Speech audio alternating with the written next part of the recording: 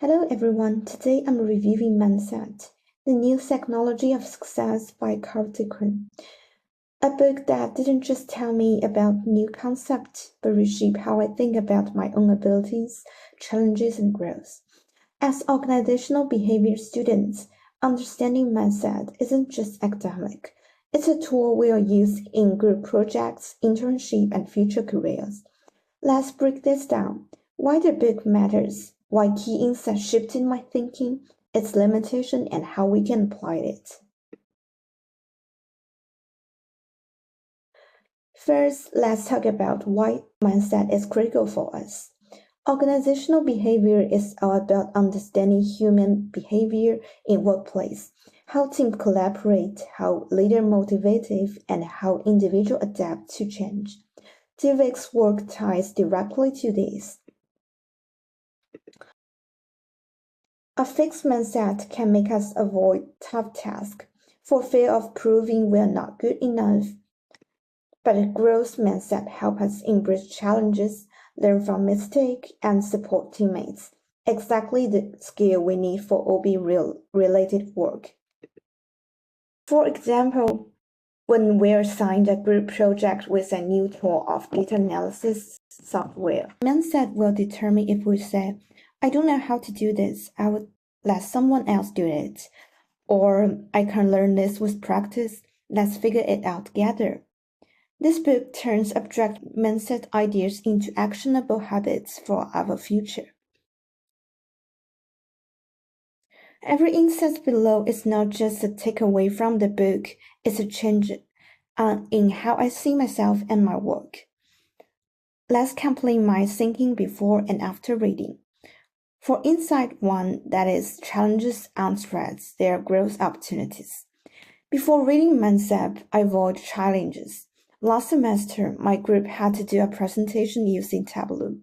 My first thought was I wasn't good at tech. If I try, I would mess up and let my group down. I volunteered to do the easy part, that is, working speaker notes, and let a teammate handle the tablet work. After reading Mindset, David's research changed this. She wrote that many people see challenges and a chance as a chance to stretch their abilities, and that is exactly how I approach my next group project. We had to use Excel pivot tables, but this time I said, I never done pivot table, but I watched a 15 minutes tutorial tonight and practice. Can we check in tomorrow to make sure I'm on track? I didn't do it properly at first, but I learned. That's by the end, I was even helping a teammate with their tables. Now, when I see a task I don't know how to do, I don't think I can't, but I can't yet. Before reading Mindset, I think failure personally last year. I submit a CBS on team motivation and got a C. My first reaction is, I'm good at CB. I will never get this right. I didn't even read the professor's feedback. I just thought, this proves I'm not cut out for business classes. I avoid taking about the essay with classmates and even consider dropping in a minor management. But after reading Mindset, David's chapter on failure made me rethink this. She says, fixed-minded people see failure as proof of inadequacy, but growth-minded people see it as data to improve.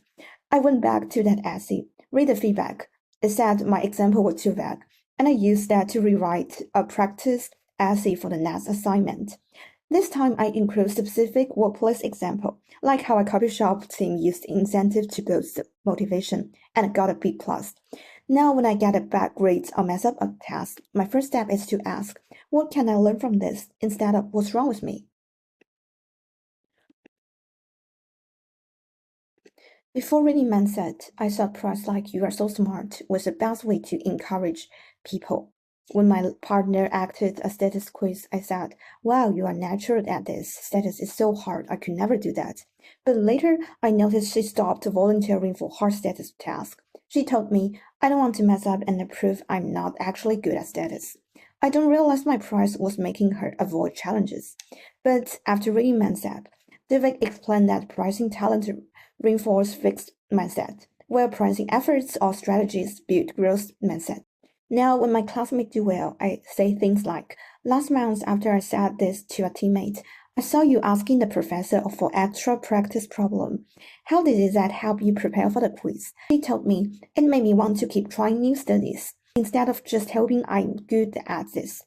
I even use this with myself. Instead of I'm good at writing, I said I spent time outlining this essay and editing it twice. That's why I turned it well. Well, this book changes my thinking. It's not perfect. Here are two limitations I noticed.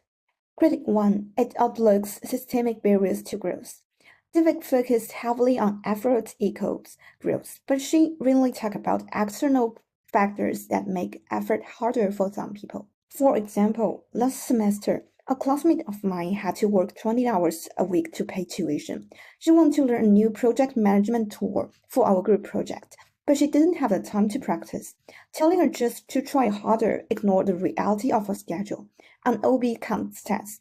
This means we can't just blame fixed mindset to poor performance. We need to ask, do people have the resource to grow? The book could do more to acknowledge that growth depends on both mindset and environment. For critic 2, growth mindset can become a new kind of pressure. Irregularly, I noticed that growth mindset sometimes create guilt. After reading the book, I feel like if I ever avoid a challenge or feel upset about failing, I'm not growth-minded enough. Once I spent 3 hours trying to fix a broken Excel sheet instead of asking for help, because I thought growth-minded people persist on their own. But the worst point isn't to never give up or never feel frustrated. It's to embrace learning even when it's hard. The book could clarify. Having a growth mindset means being willing to grow, not being perfect at growing. Based on what I learned and the book's limitation, has are 3 actionable steps we can take. Tip 1. When facing a challenge, ask, what would a growth-minded me do? Next time you are assigned a tough OB task, pause and think, before reading mindset, I would have avoided this. Now, what's one more step I can take to learn? For example, if you are nervous about public speaking, your step could be practice my open line with a classmate or watch a 10-minute video on speaking confidently.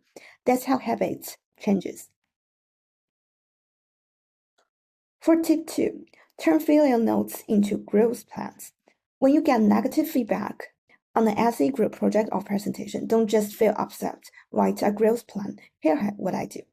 What went wrong? Like my group's presentation lacks data to back up our claims. What can I learn? Like I need to find more OB research studies to support my points. What things I will do differently next time? For example, I will use the university database to find a 2 peer-reviewed article before our next presentation. This turns failure into a roadmap, and is something I now share with my group members to keep us all growing. Tip 3. Check your price. Focus on effort, not talent. Start small. Next time you praise a classmate, teammate, or even yourself, swap, you are so good at this, for I noticed you, like your specific effort or strategy that work well. For example, instead of you are a good leader, said you ask everyone for their ideas before making a decision. That make the team feel included. Instead of I'm lucky I'm good at writing, said I added this essay 3 times and asked a friend to read it. That's why it's clear. This small shift will help you and the people around you build growth mindset without the pressure of being perfect. Mindset didn't just teach me about 2 ways of thinking. It taught me to make control of my own growth.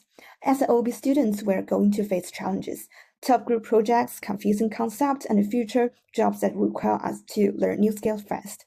This book reminds us that our abilities aren't fixed, and that the most important skills we can build is the willingness to keep learning.